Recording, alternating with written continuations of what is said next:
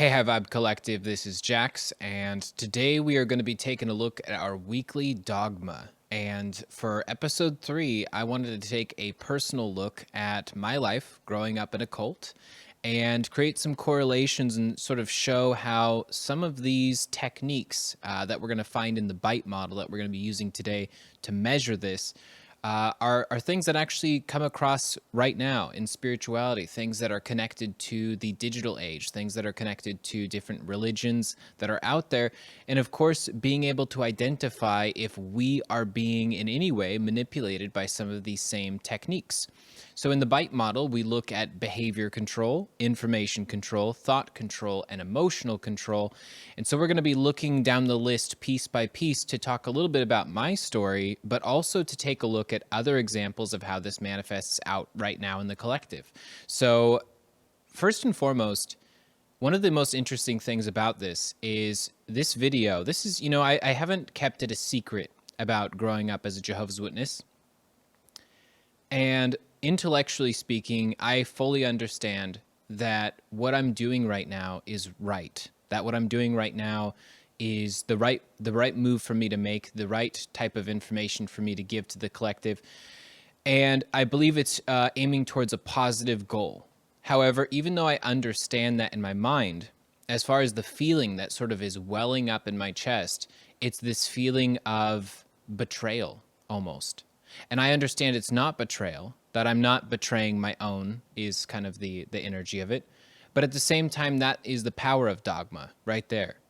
The power is if you can control someone's mind and repeatedly feed them this information over and over and over again, and use rewards and punishment to lock that into their reality, to make that part of the way that they view the world, it can be so powerful that even if you know that it is not true, or you know that your truth is much different, it can still feel and create feelings long after it has passed. The journey that I'm going to talk about is from basically my birth to the age of 15. Age of 15 is when I left the Jehovah's Witness cult, and for the longest time, I could not even use the word cult. I would, people would say, "Oh, you're a part of that cult," and I was like, "No, it's not a cult. It's not a cult. It's a religion. It's just a different sect of Christianity, and it shouldn't be called a cult because it's non-violent. There's no issues that are threatening to people, right?" It has taken years to allow myself to accept the truth and realization that not only does it fit within the bite model, for example, the measurement that we're going to use, but that it fits it with almost a perfect score, and that the level of indoctrination that is used in specifically the behavioral control and thought control are so powerful that they really altered the way that I looked at the world for a long time, and in a way have permanently done so. But I don't look at it as a permanent wound. I look at it as a set of extremely specific circumstances that almost through fate, through destiny, whatever you want to call it, designed me specifically to work in this particular direction, to focus on these things, and specifically to focus on the creation of freedom, the creation of free thought, the recognition that we as people with free thought are our most powerful selves. We're our happiest selves. We're the part of ourselves that is most aligned when we find the love that comes from freedom. And when people attempt to control freedom, a lot of times we think of it like, thought control, mind control. We think of it sort of in this back room, government officials, very sort of shady. We think of dogma, the word dogma, which is so strong, as happening, with gold crucifixes everywhere and some giant mighty structure. But the reality is dogma and thought control can happen anywhere and in some of the most humble of settings, in some of the most subtle of ways. What took me a long time to recognize was that it was the subtlety of the Jehovah's Witness cult in particular that makes it so innocuous, that makes it so hard to spot that it technically is a cult. So let's just dig right in, and we're going to start looking at these different methods of control And when appropriate, when it feels like there's something that's very obvious out there in the collective right now that matches it, I'm going to be drawing some correlations. And what I want people to understand is that, I respect everyone's beliefs. I respect if you believe in any particular religion or spirituality. I'm not going to be talking down about any of them. I will, however, absolutely be pointing out when manipulation is happening, the techniques that are used for that. And if you so happen to have a religion or spirituality that embodies maybe one of these particular areas of the bite model, just like one particular piece, that doesn't mean that your, entire thought system is flawed. However, it's something to look at. And if you look at it and it creates this feeling of discomfort and you want to look away from it or not think about it anymore, then pay close attention to that, especially when we get to the thought control portion, because that is, that's something that it's almost proof in itself right there. If we believe in something fully, if we truly believe it, then we can hear other points of view that are directly opposite. We can hear that it's false and be totally comfortable and fine. If someone walks up to me and says that I'm purple, I won't have any cognitive dissonance. I won't have any sort of discomfort. I'll just simply say, no, I'm not. And there won't be a problem there. And so if any part of this video causes discomfort, pay attention to which parts, pay attention to why that is, and see if you can follow the, the thought pattern from yourself all the way through to the end and see where that leads you. It might lead you to somewhere that's uncomfortable. And the reality is that for most people don't have some extremely obvious cult that separates them from their family. What the more common example is the one that I hear in my sessions almost all the time when I'm doing a natal chart reading, when I'm doing a mentorship with someone. It's going to be, I have this deeply religious family and I'm spiritual, and so we don't talk much. We have these issues. And it's really tricky because, even with that, it's so much less extreme that we wonder, should we even speak about our spirituality? Should we say what it is we truly believe? And the thing is, we all have the right to speak our truth. And if that's if that's not compatible with the people in our lives, then I think that's pretty telling as far as what the result should be. But, that's for each and every one of us to determine for each and every one of our individual examples. But as far as starting off, behavior control. Behavior control, the very first portion is using rewards and punishment, and specifically to create the sense of obedience and making sure you discourage any disobedience, that there's some sort of structure in place that shows people that they should just listen to what's being said by the elders, in this particular case, the elders of the congregation. You can think of the elders of the Jehovah's Witness congregation much like the pastor in a classic sort of church, the father, So there's multiple elders in the Jehovah's Witness congregation, and they create this sense of dependence by using the reward system in a really interesting way. So you might think of training puppies, right? If there's anyone out there who's trained a puppy before, that if you're a dog trainer, that you've got to, right away from the point that the puppy's first born, you've got to start training immediately. You do not wait past a certain point. Otherwise, the dog will have developed its own sort of sense of self in a way and will just kind of do whatever it wants to do. So you want to start right away, and you want to use heavy rewards. You want to use something that's a very positive thing, actually. I mean, being positive to the dog. That way, though, there's this technique that the same technique can be used as a manipulation. That way, if you say no and you're extremely stern, and you rarely say it, but when you do, you say it very stern, then the dog takes it very seriously. For the Jehovah's Witness religion that I grew up in, it was in the form of, in their religion, in their belief, the world will end with Armageddon. It will sort of end. It will be sort of destroyed in many different ways, but that everyone who's a Jehovah's Witness will live on forever, that they will not only not die during Armageddon, but that people who were Jehovah's Witnesses before Armageddon will come back to life. that not only will they come back to life and live forever here on earth, but that if, let's say you had a disability, let's say you were in a wheelchair, that you'd be magically healed by God, and that you would be able to live forever as a perfect human being and prosper on this earth forever. And so, basically that's what they're aiming for. They're not aiming for, going to heaven or not going to hell. They're aiming for waiting for the moment that the world has this great Armageddon moment, and that they will then live forever on paradise earth. So with that, they have the greatest reward of all. They're going around, for instance, when they go door to door, which is usually what the one thing people usually know about Jehovah's Witnesses. They go door to door and they sort of preach the word of God and of Jesus. As they do this, they tell people who are elderly, for example, they'll say, you'll become young again. Like, in this new system, you'll become young again. They put this forward and they make it sound like, this is something that's about to happen, that the new system is going to be here any second.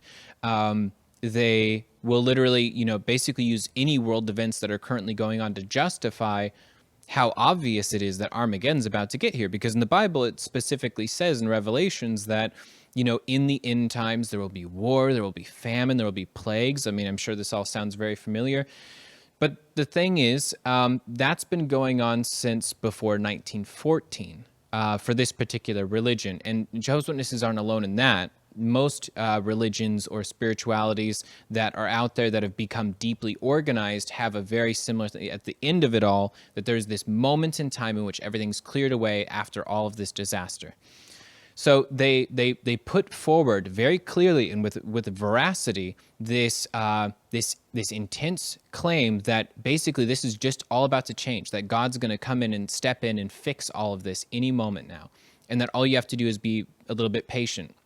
I remember being 8 years old, and my father was an elder in the congregation, so I viewed him as, not like the mouthpiece of God, but essentially that he would be the perfect interpreter for God's word. And so I looked up to my father, and I was 8. It would have been 1998 because I was born in 1990. And I was like, Dad, do you think that the new system will come by the year 2000? And he looked at me, and his eyes went wide, and he laughed, and he said, of course, it'll be here by the year 2000. So some time has passed, and it's 2020, and that same certainty that's being positioned out there to people that, this reward is just around the corner. Look at right now. Look at what the world is going through right at this moment with the coronavirus. Look at what, was even if you rewind the clock and go back to, 2001, we think of 9/11. We think of the wars in the Middle East. We think of all these different situations that you can tie to an end of the world scenario. And so the Jehovah's Witnesses, they use each and every decade, each and every set of circumstances as saying, like, this is clearly what was being said in Revelations. Now, that's something that we've seen in plenty of other places. We've seen the prophecy of the end times. We've seen prophecies of, the world will end once this happens, once that happens. But the thing is, in all of life, every decade, you can find different cults and spiritualities that focus on that idea, because it's the truth is it's comforting. And that sounds bizarre. How could the end of the world be comforting? But the reality is, if people believe and stick to the belief that, this all just ends at some point, there's a reset button that's pushed, and everyone who's morally good, which most people will, you can look at, tests that have been done where people, they write honestly what they think about themselves. Almost everyone believes that they are morally good. Almost every person in the world believes that their path is one of goodness. And regardless of, whether or not it sort of strays into the left or right of that very energy. And so when we look at the reward and punishment system in the Jehovah's Witness religion, that sounds like a bunch of rewards. It's like a beautiful promise. Everyone's very caring to each other. A beautiful example of this would be my mom and dad. They had divorced when I was 3, but before I was born, they were not doing well financially, and they were in the Jehovah's Witness religion, of course. And so they had moved into a new house, and all the cupboards were empty. There was no food. And so one of the Jehovah's Witnesses had come over to visit to help them move. And they saw that the cabinets were all empty. And so my parents, left, and they came home the next day, and every single cupboard in the house was full of food. And it's like, it's beautiful. Like, that's a perfect example of what the day in the life of the Jehovah's Witness looks like.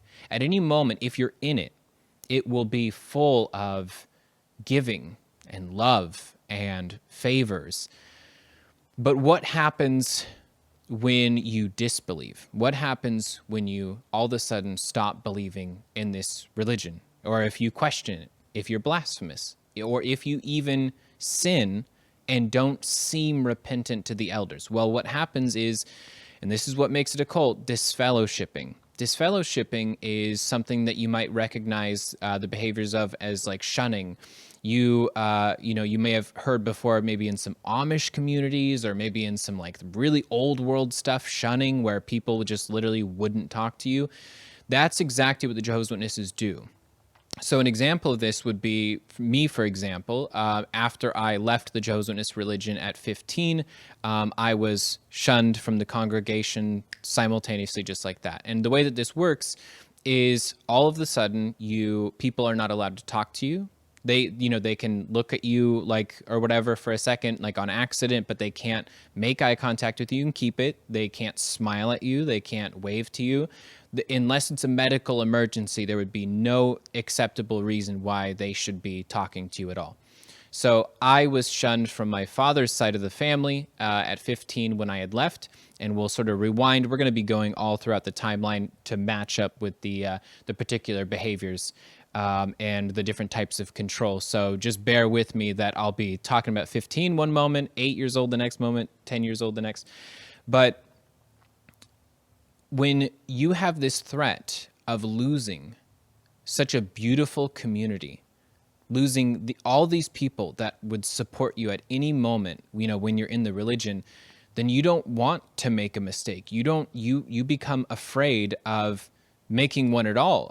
We're going to get later to the concept of reporting other people's behavior, and how that's one of the control techniques. And if you even learn about someone else's sin, you immediately run to the elders so that they know about it, so that you are redeemed and that you're not keeping a secret, because there is no sort of lying. There's no sort of like flexibility in this. And that's one of the classic signs that takes it from a religion to a cult, is when there's no human flexibility and it's a set of, basically solid tenets, then it's something that's just not compatible with the human experience. We all make mistakes, and we all, unless, of course, they are willing to beg for forgiveness, and show that there's not really any sort of acceptability. There's no shadow. There's no recognition that we all have, propensities about us, or natural inherent difficulties that we face. None of that. It's basically, if you're going through a problem, you pray, and you immediately report everything to the elders. So that is using punishments and rewards. For them, they just go so heavy on the rewards, just like, you would train a puppy, and then when the time comes that there's any risk of punishment, they can get a full-grown man to put their tail between their legs in a heartbeat. Because if a man was to be disfellowshipped and he was married to a Jehovah's Witness, and of course he had Jehovah's Witness children, he would have to, in many ways, be separated from them. And so it's pretty extreme stuff. Family separation is something very common that happens. You can do research on ex-Jehovah's Witnesses. I was surprised. I had done some research a few weeks ago when I was considering doing this video, and found that there was actually many YouTube channels on this specific topic, people who were Jehovah's Witnesses and no longer are. So there's a lot of people who have been through what I've been through. Some of them maybe even worse, some of them a little bit better, but it's not easy stuff. And so identifying these particular types of dogma is something that would be really powerful for us. The other part of behavioral control would be dictating where you live and with whom. And this is something that, was affected my family. My parents divorced when I was 3. My mother went to live to Oregon. My father lived in Northern California still. And I had to live with my father, and I could not live, 50% of the time back and forth because she was what's considered worldly. And we're going to get really into this when we get into the thought control portion about the us versus them dynamic. But that is arguably the most powerful manipulation technique that the Jehovah's Witness cult uses, is the us versus them dynamic. Anyone who is not a Jehovah's Witness is considered worldly. Worldly means anyone of the world, in that people who are worldly are bad, that they're more likely to be deceptive, that they're more likely to be evil, that they're more likely to, engage in these different deeds. So there is no hanging out with people who aren't Jehovah's Witnesses. There is no spending time with them, rooming with them, of course, getting in relationships with them. All of that's off the table. There is no association. Only people that you are allowed to associate with at all are Jehovah's Witnesses, unless you are talking to a worldly person so that you can try and convert them. If you're trying to convert them, then that's the one justification. So for my family, for me personally and for my older brother and sister, the three of us would be able to visit our mother, who was worldly from our point of view, in the summers and during certain holidays that were going on. Jehovah's Witnesses don't celebrate holidays, so there was never any conflict there. And we'll get into that a little bit more when we get into information control about the not celebrating holidays and what that's all about. So the Jehovah's Witness religion is perfectly willing to dictate where you live and with whom, and this is a big part of the bite model because this is something that obviously can easily tear families apart. Now, the next portion of this would be restricting or controlling sexuality. This is, another sect of Christianity, so I wouldn't say it's too terribly uncommon to dislike the idea of premarital sex, to basically show in the Bible, it says here that you shouldn't do that.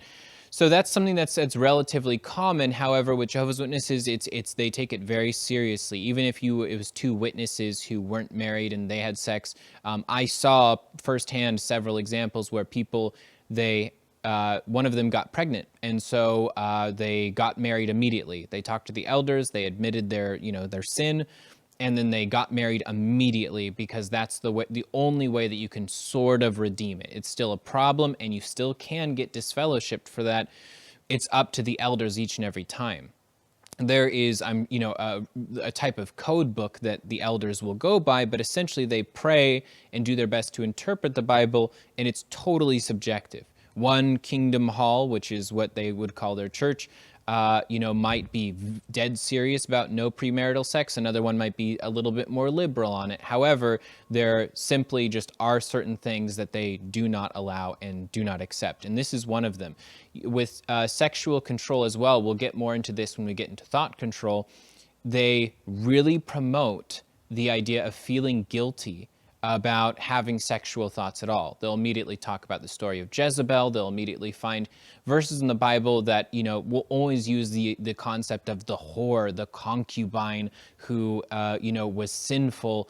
And there's very little talk of, any of the more compassionate stories related to Jesus where there was like forgiveness there and connectivity. But so they go for these very extreme examples, but once again, they basically just say, like, you shouldn't be having any thoughts like that unless you're married to someone.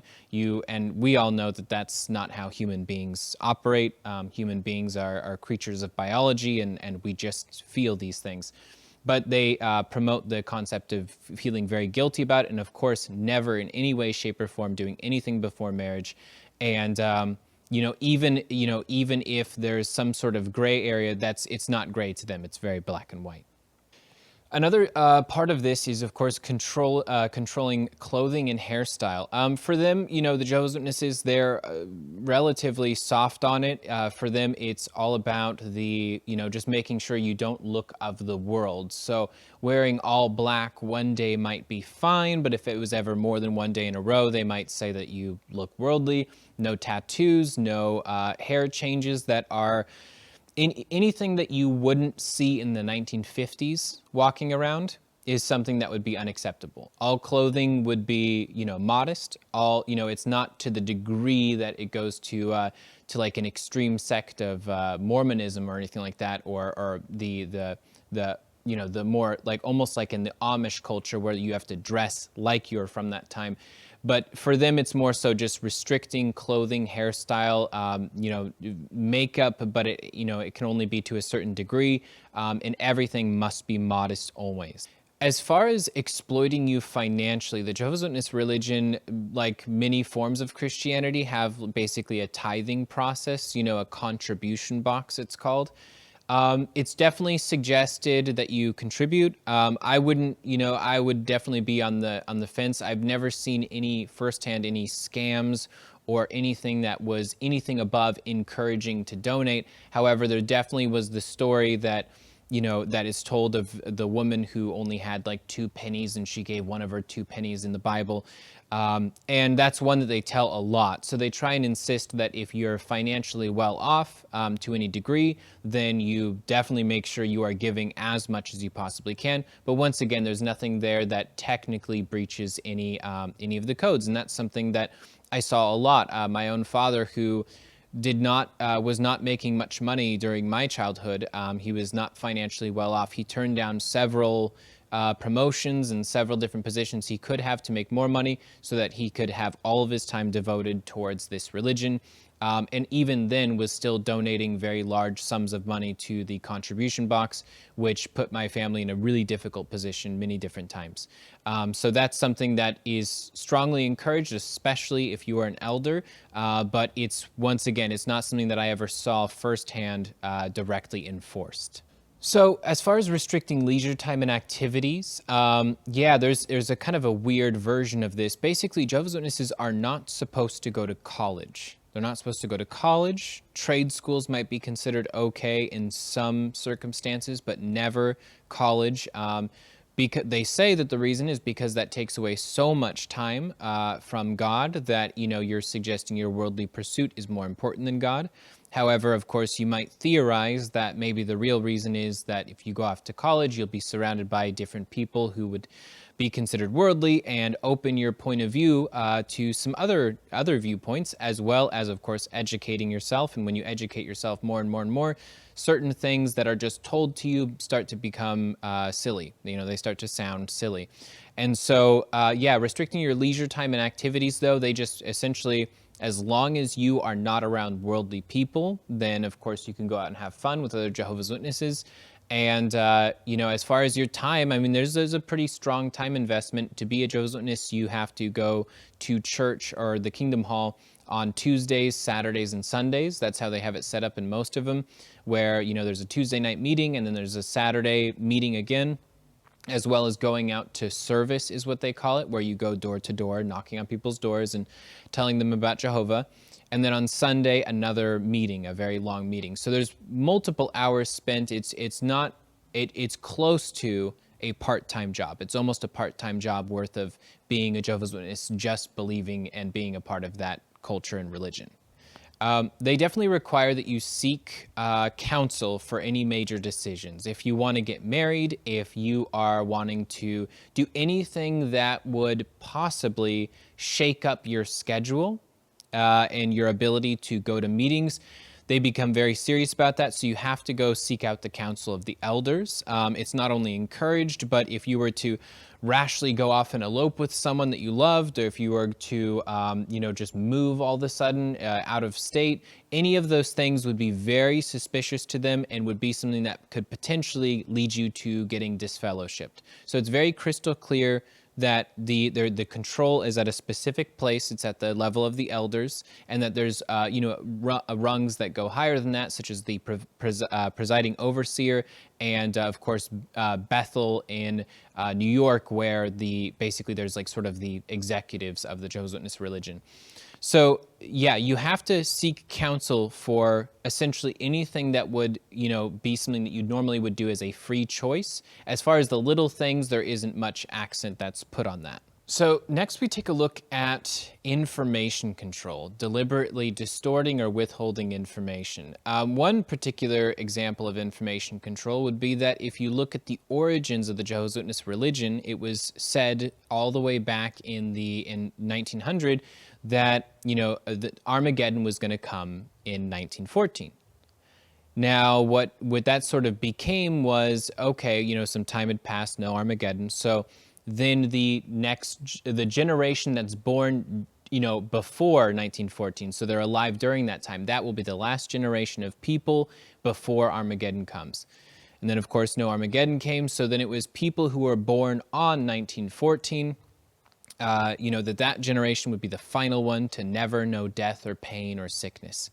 And then it became, basically the people from the next generation, and so on and so forth. If you look now and you go to jw.org to research Jehovah's Witnesses, you won't be able to find any of these original predictions. You'll only be able to find the fact that they don't put a specific timeline. I think they've learned their lesson.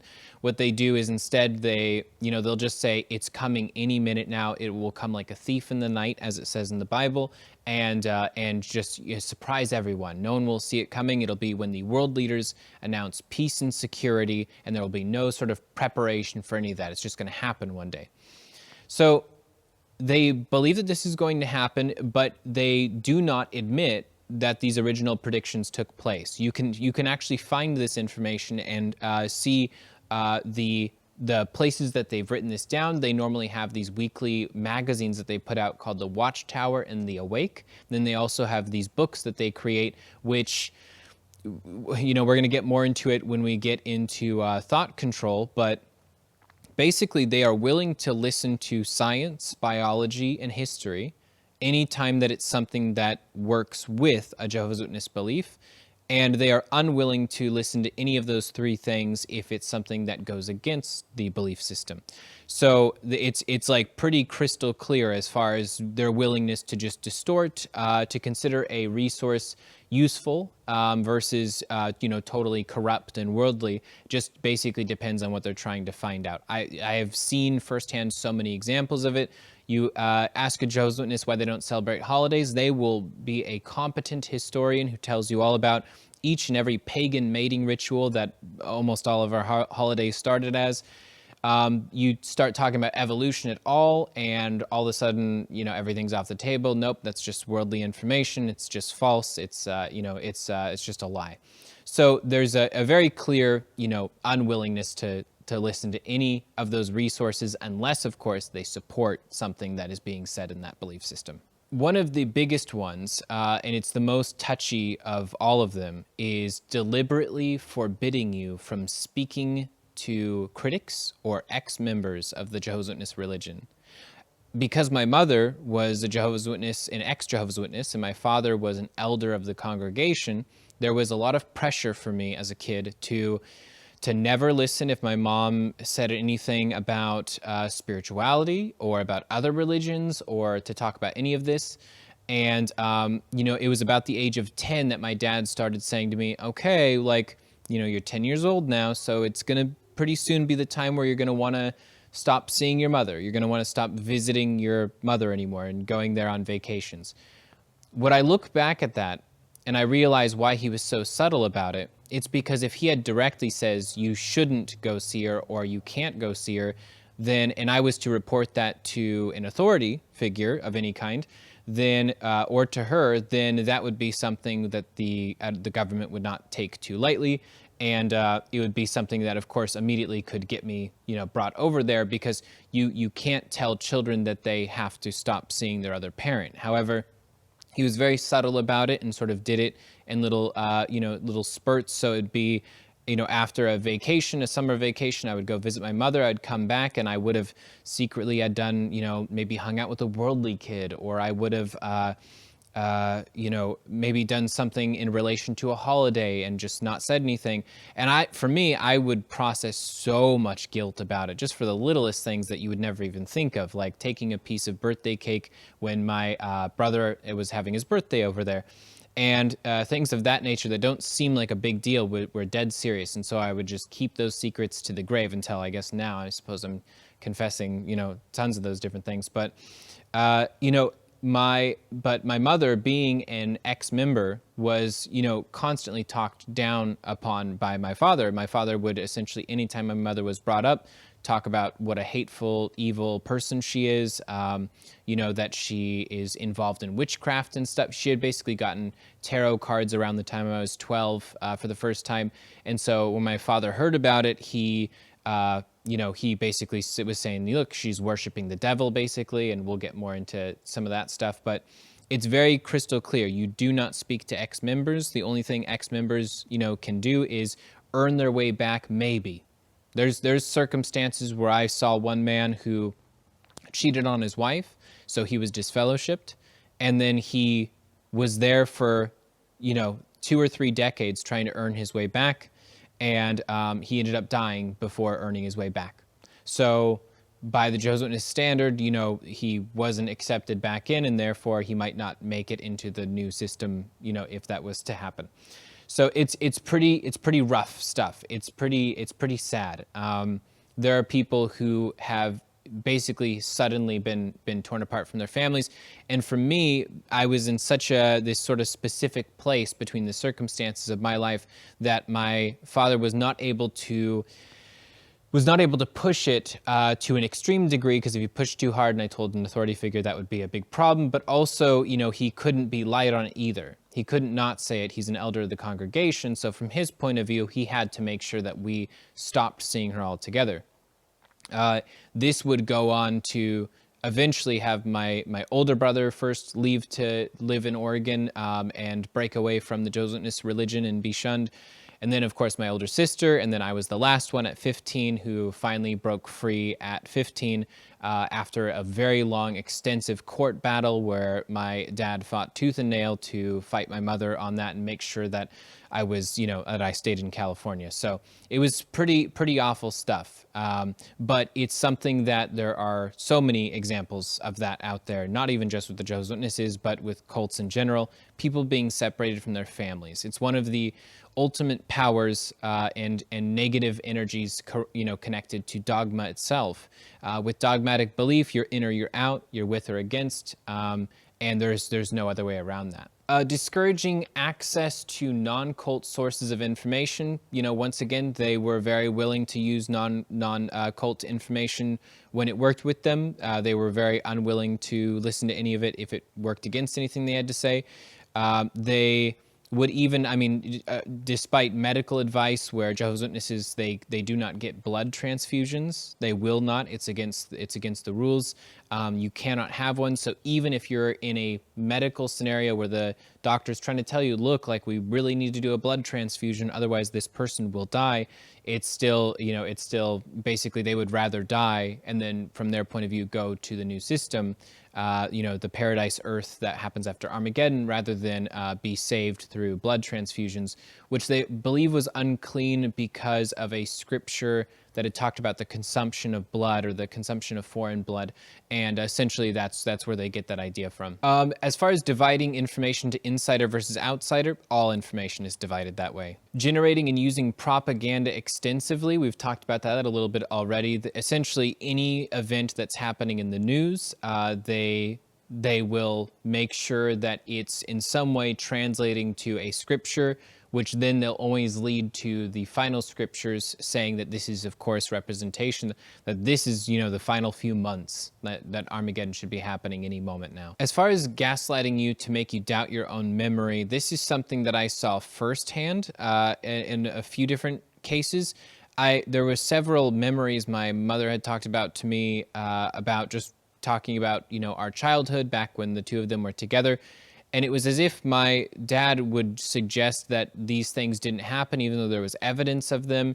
And he would be very repeated about that. There was one in particular that he tried to claim didn't happen. It was in the last few months that I lived in California, where I, lived under his roof before the court system finally corrected things and I was able to move with my mother. But it was about 6 months before I had left, and he had told me that, I had told him I had finally admitted to him that, I didn't want to be a Jehovah's Witness. I didn't believe in it. I believed in all these different things now. And he said, that I could get with the program and go to the meetings and be a Jehovah's Witness, or he could physically force me to.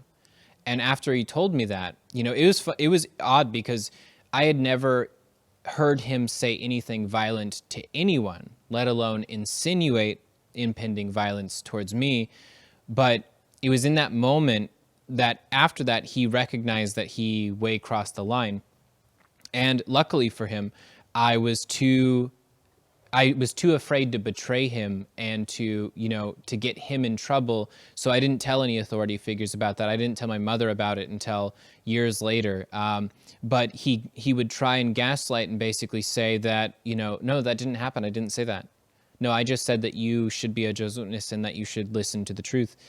I've seen so many examples of people who were incredibly compassionate, beautiful, good people who just made a mistake, or they just had the audacity to have a different thought or belief, and just like that, they were essentially gaslighted into listening or told that they were shunned for good.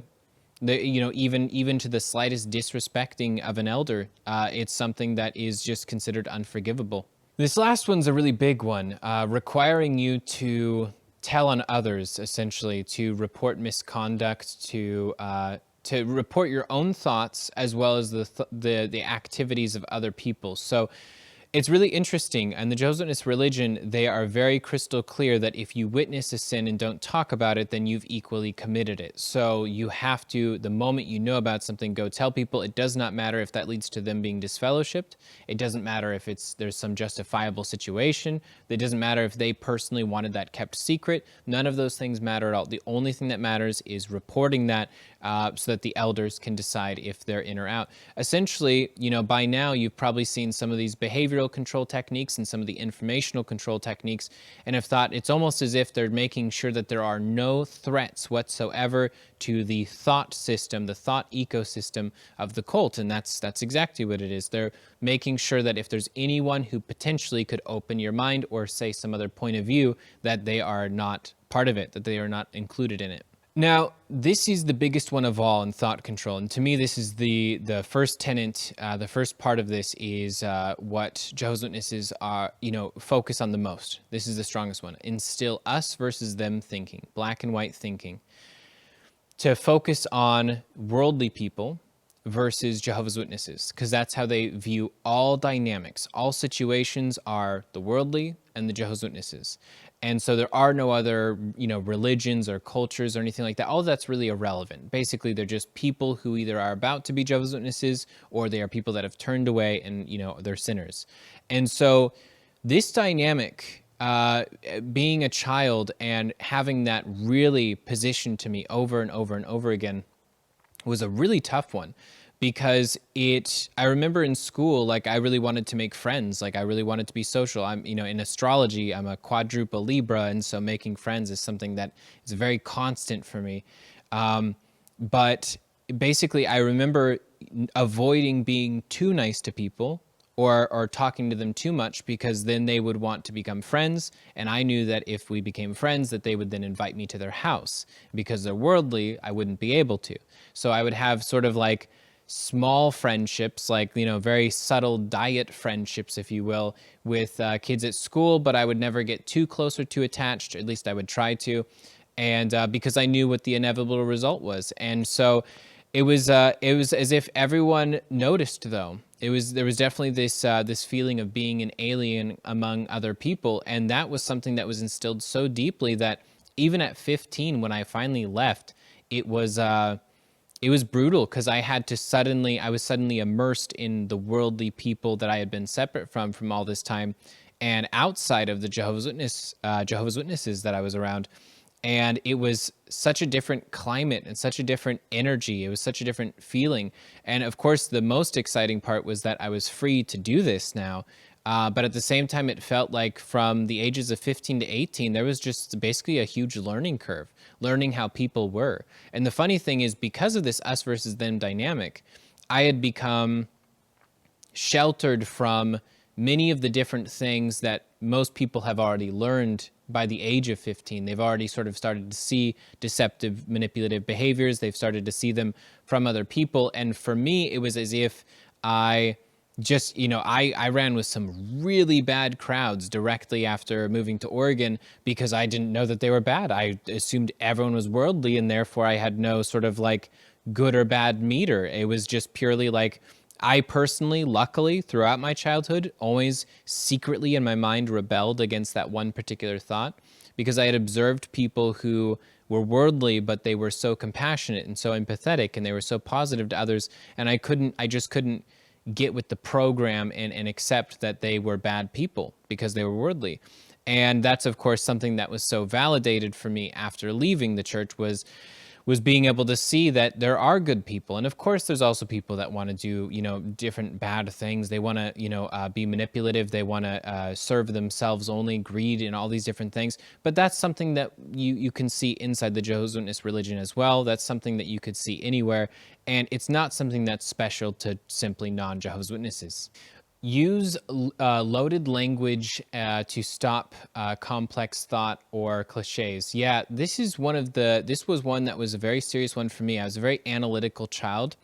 I would read the Bible just like I was instructed to. And by the appearance, like, I was a really good Jehovah's Witness kid. I was like poster child for it, because I would read the Bible. I would, memorize certain things. I would really try and learn the lessons.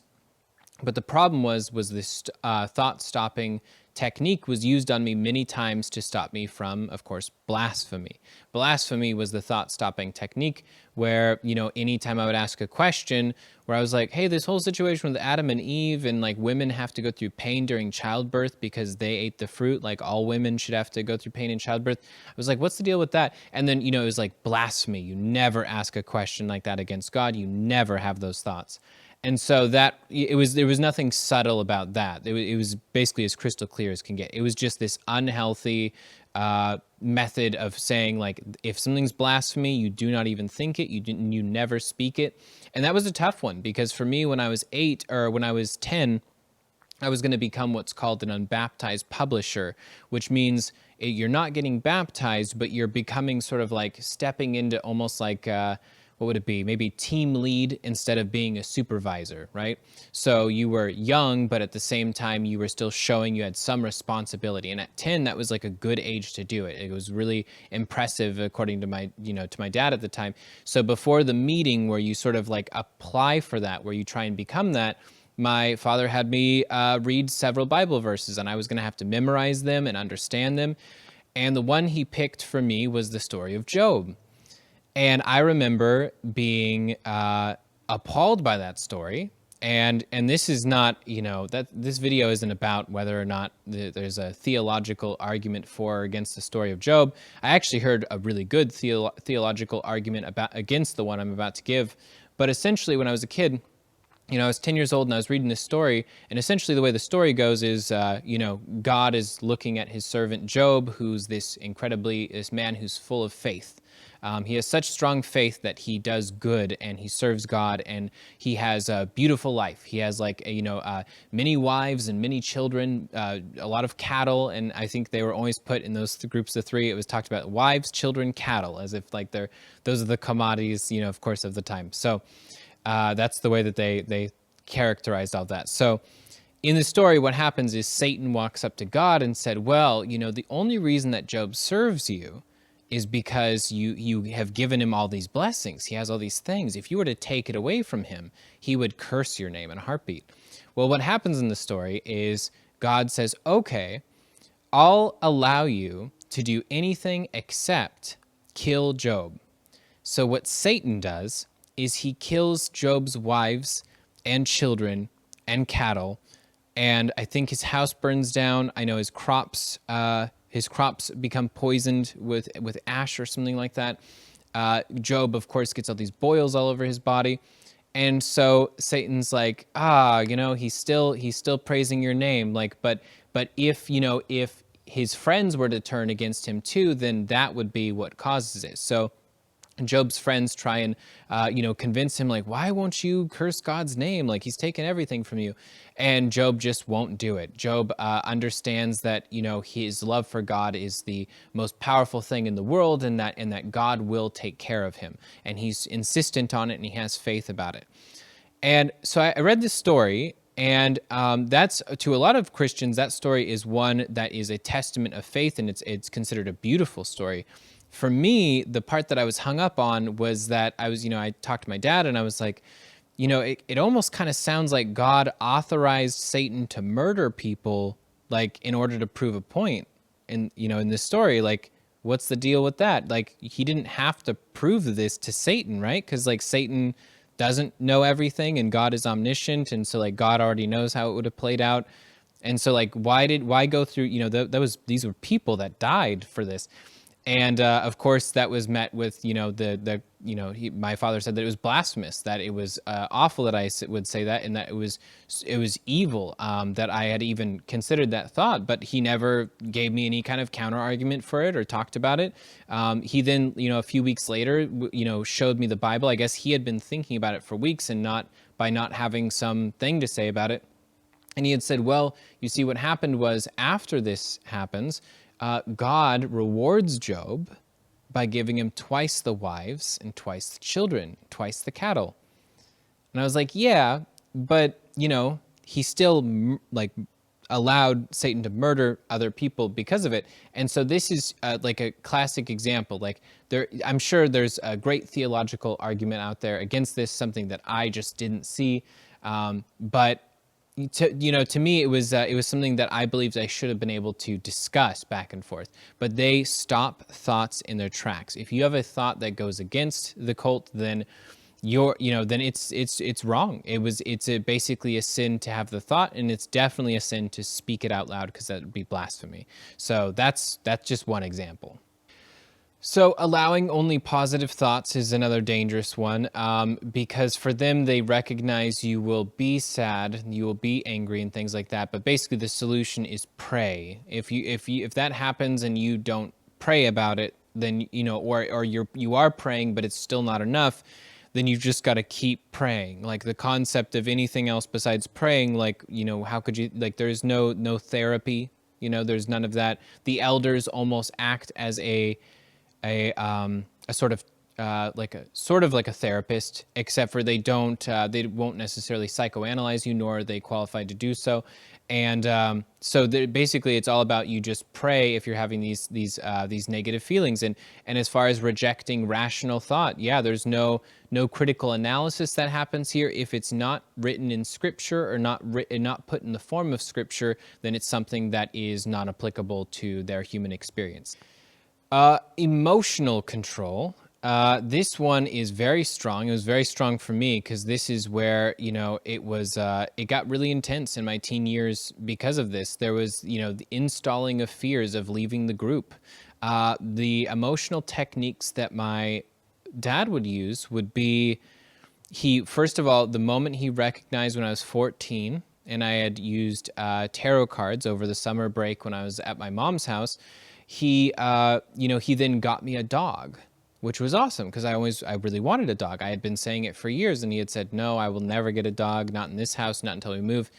And it was only later that I realized that this was a technique, if you get a dog for a child, then the child feels they have to stay there in order to take care of the dog, that they form a bond with, they form an attachment with.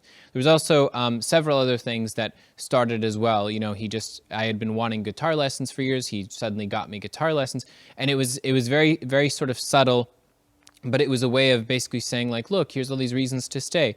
And then he would say to me, anytime I would try and have a blasphemous discussion with him, he would say, like, you're going to lose your dog? You're going to lose your guitar lessons and, like, all of your friends that are here? He even started encouraging me to spend time with a girl who was in the congregation who I'm assuming he could just tell that I had a crush on, and which normally that you would not be allowed to really hang out with them, but suddenly that was okay.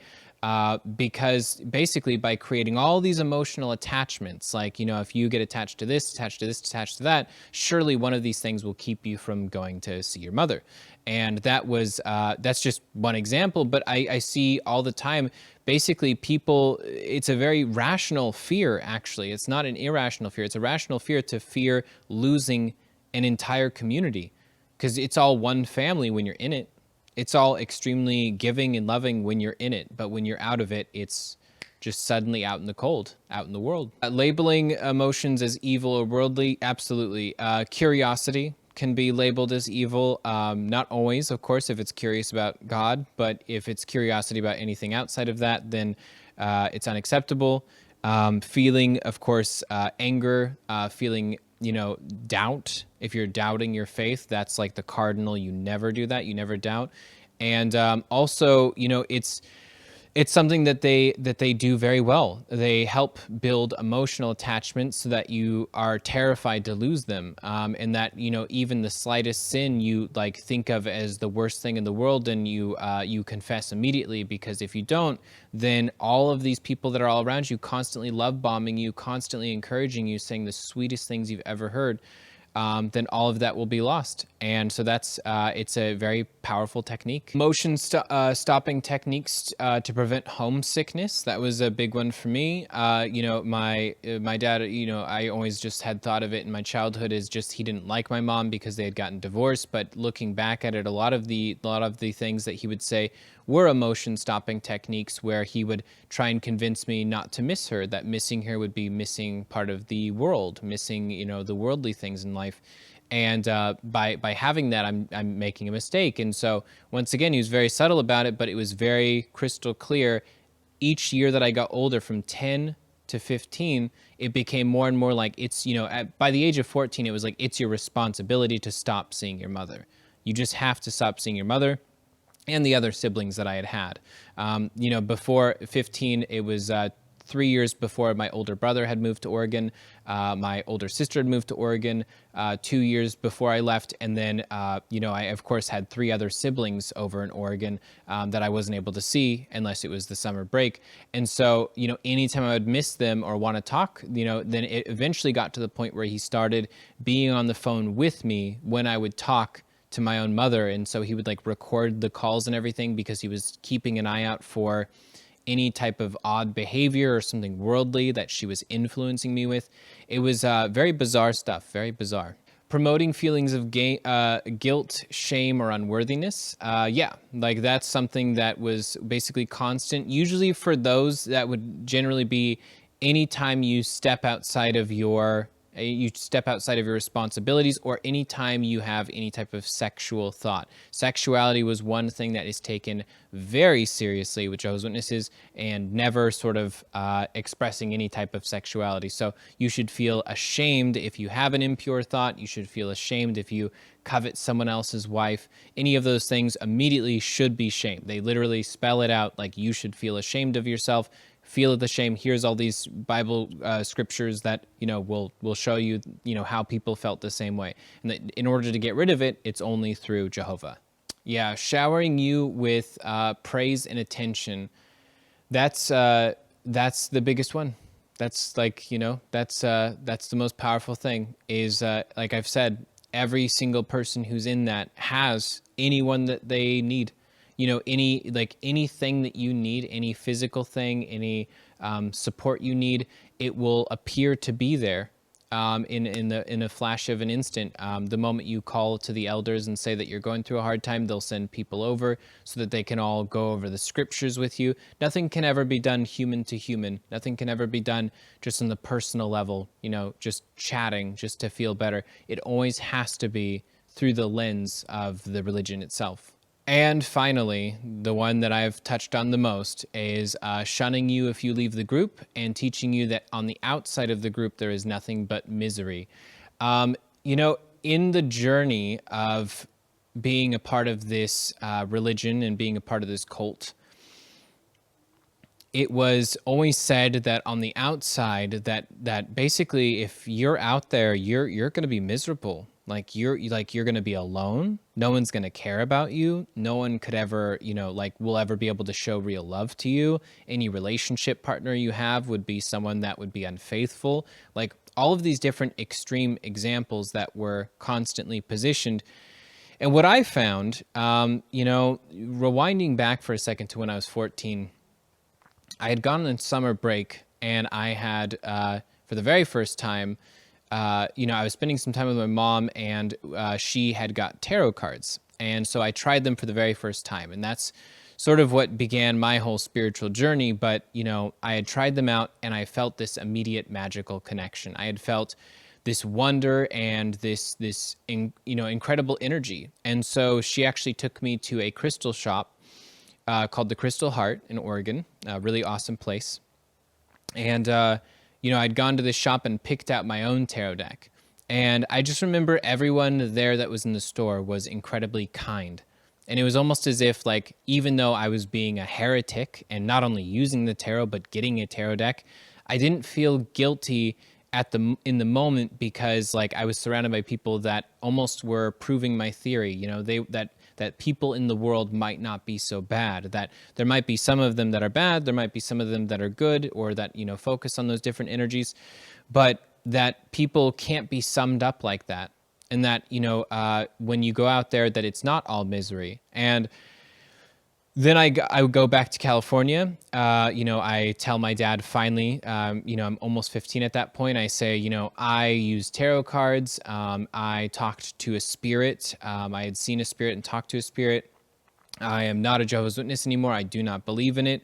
And so his response to this was, first of all, that's when the custody battle between my mom and dad began. And so he tried a lot of different things. He tried a lot of different techniques.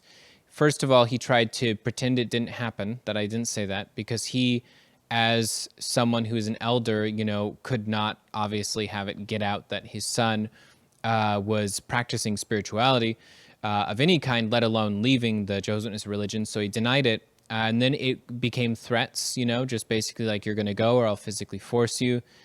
In those words, I'll physically force you. It's very crystal clear in my memory. And then it became, the biggest mistake of all was that he took someone.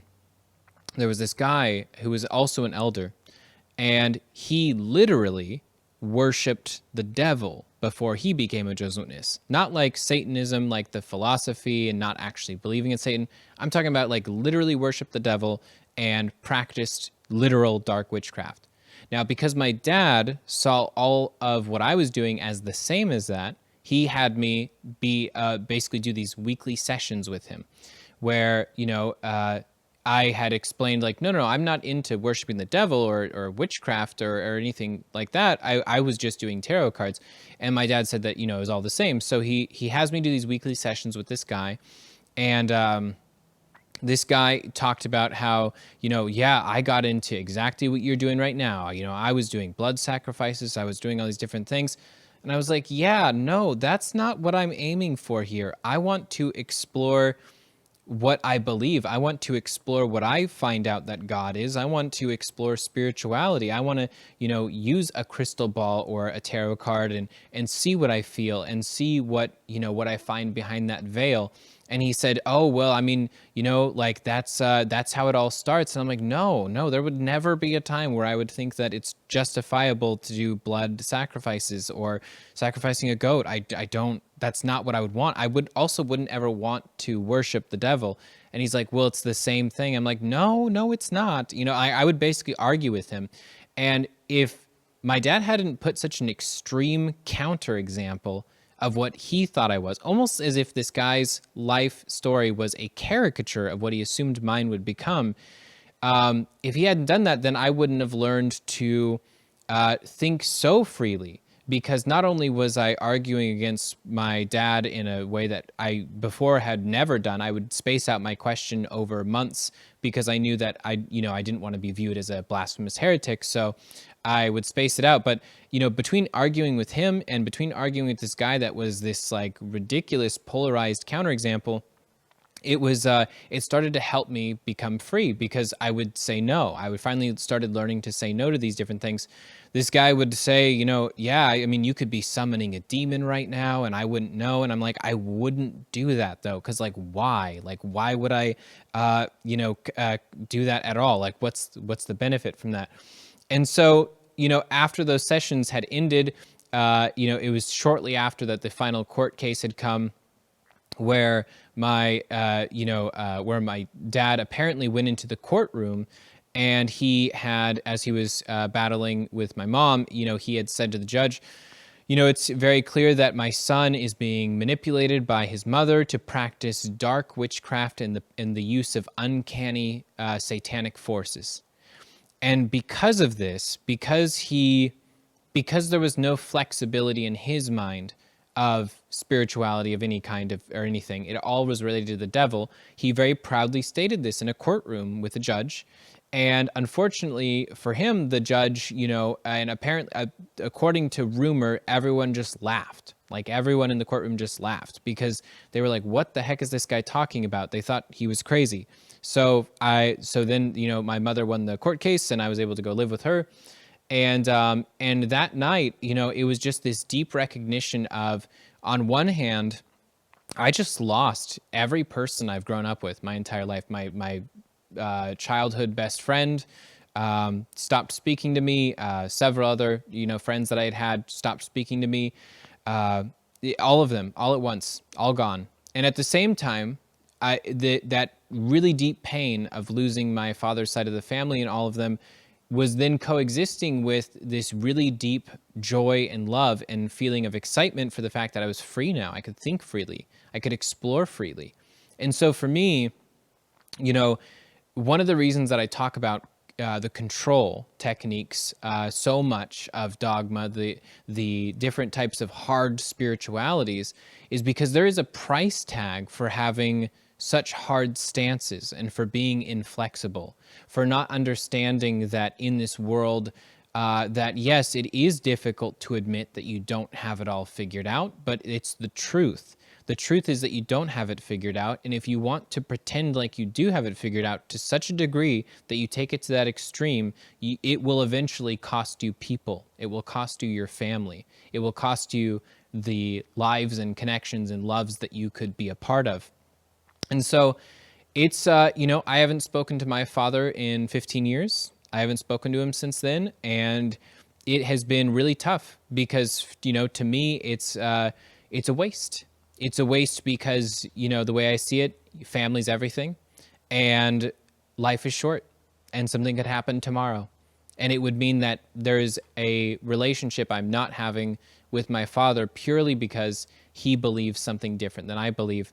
And that's why I want to really take a lot of time to target a lot of different concepts out there in the collective that happen in spirituality, in modern spirituality all the time, where these same concepts are regurgitated or reincarnated into a different form. Like, next week, the episode that I'm going to be doing is going to be on sexual impurity. It'll be talking about how this is a religious concept and how it's now sort of made its way into the spiritual collective as in a different form. And whereas we might not, listen to someone who says don't have sex before marriage because it's impure, there's a new spiritual concept that's out there that's growing and growing in popularity, which uses guilt and shame to make people feel as though sex with someone other than their twin flame or divine union partner is sinful. And so we're going to be digging into that quite a bit. But these different ideas that are out there right now they're practiced in so many different ways and in so many different forms. And it's so important for us to be conscious about what it is that we're participating in, because we might think of being manipulated as something we could be the victim of. But if we sort of perpetuate that, we might also be a perpetrator. And so it's very important to, whether it's the literal loss of family, whether it's the, loss of connections, opportunities, different points of view even, that we don't lose everything to the sheer raw power of our beliefs. That if our beliefs are costing us other people, if our beliefs are costing us our family, then we should really take a deep, deep look at that. And if we accept something because someone else says it and don't question it at all, whether it's in, religion, whether it's in politics, whether it's in just general life, then we're putting ourselves in some pretty serious danger. And the more that we allow ourselves to be conscious of what we're doing by practicing mindfulness in the present moment, the easier it is to spot. If you're practicing mindfulness and someone tells you that your sexual desire, for instance, is sinful, then you're going to be feeling what it is you're actually feeling at that moment, because you're part of the current present moment, and you'll recognize to yourself that there's nothing that feels wrong or evil about it at all. It's just purely a sensation that's part of your biology, and maybe there's some metaphorical extra energetic level that you attribute to it as well, but it's something that's part of the human experience, and there's nothing that we should feel guilty or ashamed of for that. You shouldn't feel ashamed to be yourself. You shouldn't feel ashamed for having different opinions than other people. If your family's religious and you're spiritual, then don't think of yourself as an outsider. Think of yourself as someone who clearly has an open mind towards different things. Express what you believe to be true. Understand that, if there's consequences for that, then some of those things would have defined themselves, in another way, in the alternative. The alternative is you don't speak your truth. The alternative is that you keep half relationships alive, in order to do that. But the truth is, when you have a deeply religious family member and you don't speak your truth to them, you might be robbing them of the opportunity to finally learn that what they're doing is, psychologically unhealthy. You might be robbing them of the opportunity to see once, because maybe they will call you out, say it's blasphemous, yell at you just like you're afraid that they'll do. But they might be able to change after that. Not everyone does. Like I've seen firsthand, not everyone does. But some people can, some people have, and that's always an option that we have ahead of us. So thank you guys for tuning in today. Thank you for being part of this very deep and extensive, long weekly dogma. Normally these are going to run about 20 minutes, but this one definitely there was a lot of things that we had to discuss in this one. But next week we'll be talking about the reincarnation of sexual impurity in modern spirituality, and I can't wait to talk to you guys all then. Thank you.